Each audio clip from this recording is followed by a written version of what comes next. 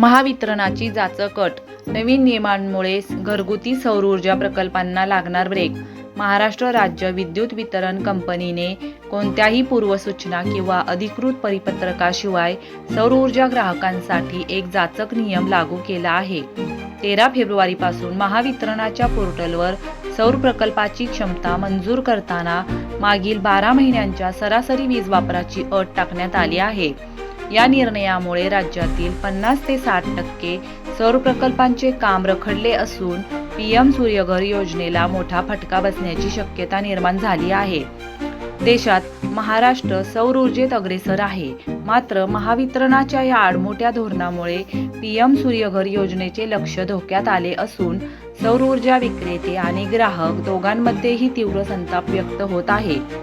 All India renewable energy असोसिएशनचे संचालक हनुमंत भोसले आणि जिल्हा अध्यक्ष विश्वजित सकुंडे, ओंकार नलवडे यांनी सांगितले, हा निर्णय महावितरणची मनमानी असून MERCच्या नियमांचे उल्लंघन आहे. वीज कायदा 2003 नुसार ग्राहकाला स्वतःच्या वापरासाठी वीज निर्मितीचा अधिकार आहे. महावितरणाने हा बेकायदेशीर नियम त्वरित मागे घ्यावा.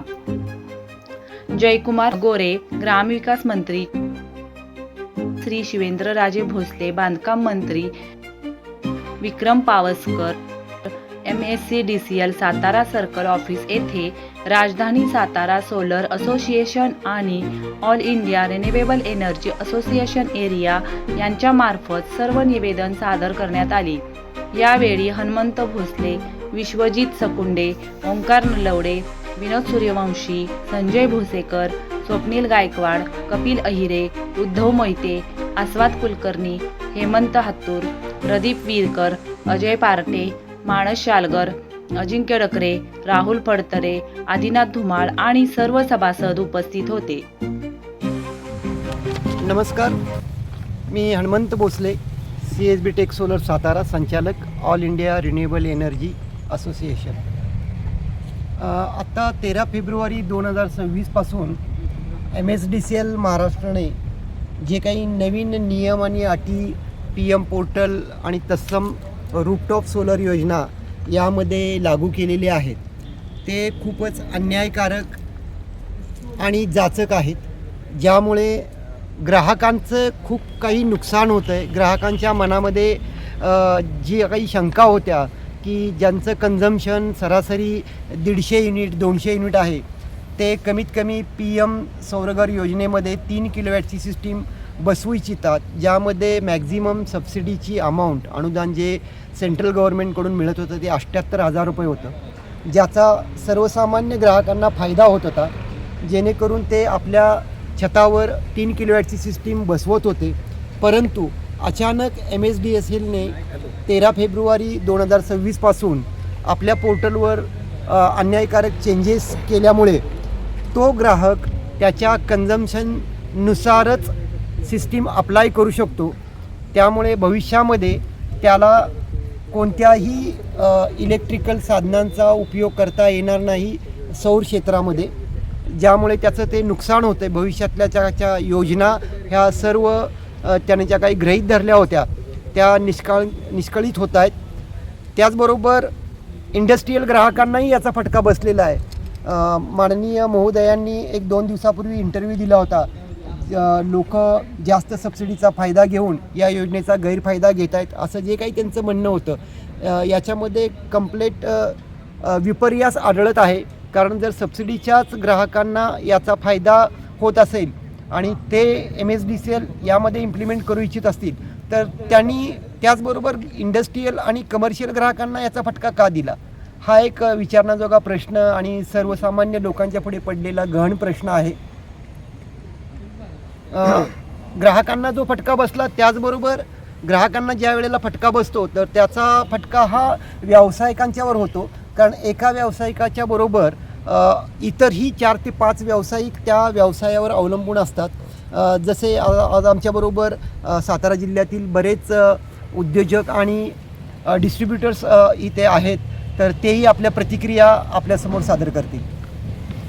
नमस्कार, माझं नाव ओंकार नलवडे, सभासद राजधानी सातारा सोलर असोसिएशन. आता 13 फेब्रुवारी 2026पासून ज्या MSDCLनं सोलर च्या कॅपॅसिटीच्या संदर्भात जे काही कॅपिंग टाकलेलं आहे, कॅपिंग म्हणजे काय, जेणेकरून लास्ट 12 महिन्याचे कन्झ्युमरचे ॲव्हरेज कन्झप्शन बघून, वापर बघून त्यानुसारच सोलर फक्त बसवण्याचं परमिशन MSDCL देत आहे. पण यामध्ये प्रॉब्लेम असा होतो आहे की कन्झ्युमरने जे काही फ्युचर प्लॅनिंग केलेले आहेत, जे काही आपले सेंट्रल गव्हर्नमेंटमार्फत EVचे प्रमोशन केले जाते, जास्तीत जास्त लोकांनी EVचा वापर करावा, तर ज्या कन्झ्युमर लोकांनी EVचं प्लॅनिंग केलेलं होतं त्यांच्या EVच्या प्लॅनिंगवरती आता कुठे एक थोडा हे आलेलं आहे, दडपण आलेलं आहे की आम्ही EV घेऊ का नको. कारण की जे काही MSDCLनं रिस्ट्रिक्शन टाकले आहेत ते लास्ट 12 महिन्याचे रिस्ट्रिक्शन टाकलेले आहेत. त्यामुळे हा काय MSDCLनं जरी हे कॅपिंग केलेलं आहे त्या विरोधामुळे त्या कॅपिंगमुळे बरेच सोलर व्यावसायिक पण अडचणीत आलेले आहेत की जेणेकरून ग्राहकांना प्रॉपर सोल्युशन देता येत नाही आहे. त्यामुळे MSDCLनं लवकरात लवकर याबाबत प्रॉपर डिसिजन घ्यावा, जेणेकरून ग्राहकाचे होणारे नुकसान, त्याचबरोबर सोलर व्यावसायिकांचे होणारे नुकसान हे कमीत कमी झाले पाहिजे, याबद्दल डिसिजन घेण्यात यावा. तसेच प्रधानमंत्री वरून जी आत्ता जी योजना दिलेली आहे त्याच्यासुद्धा निर्बंध येत आहेत. जे प्रधानमंत्र्यांनी योजना दिलेली आहे सोलरची, ती चालू असताना हे MSDCLनं हे केल्यामुळं 100% याच्यावर वेगळा परिणाम होऊ शकतो. तीच PM सौरघर योजना 1 कोटी घरांसाठी लागू झाली आणि महाराष्ट्रानं त्यामध्ये 19 लाखाचं टार्गेट घेतलं. सुरुवातीला महाराष्ट्र यामध्ये खूप पाठीमागं होता, गुजरात हा कायमच अग्रेसर होता. परंतु गेल्या 6 महिन्याचा पाठीमागचा इतिहास जर पाहिला तर महाराष्ट्रानं खूप घौडदौड करून महाराष्ट्र भारतामध्ये 2 नंबरवर आला होता. एकूण कपॅसिटीपैकी आत्तापर्यंत फक्त भारतामध्ये 25% काम झालेलं आहे, 75% काम आहे. आणि महाराष्ट्र अग्रेसर पथावर असताना MSDCLनं अचानकपणे हा जो काही निर्णय लागू केला त्याच्यामुळे महाराष्ट्राची जी काही ग्रोथ होती ती महाराष्ट्राची ग्रोथ 50 ते 60% कमी होताना दिसते.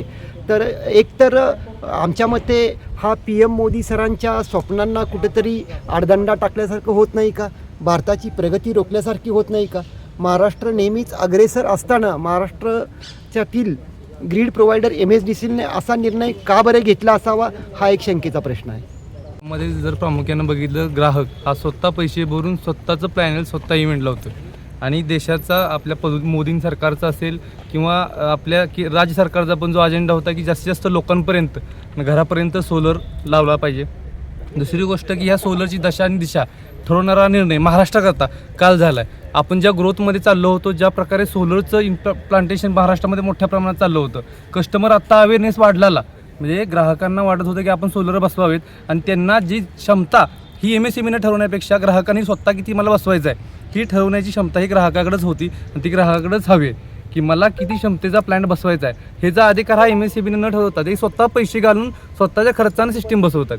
असं नाही की ते MSEBीकडून त्यांना ते अप्रुव्हल लागते.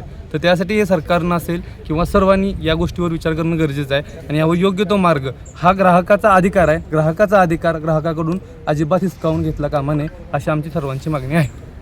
मी सिद्धार्थ जोशी, पराग PVC इंडस्ट्रीज, सातारा जिल्हा आणि बाजूच्या एरियात आम्ही डिस्ट्रीब्युटर म्हणून काम करतो, सोलर पॅनल आणि इन्व्हर्टर्स.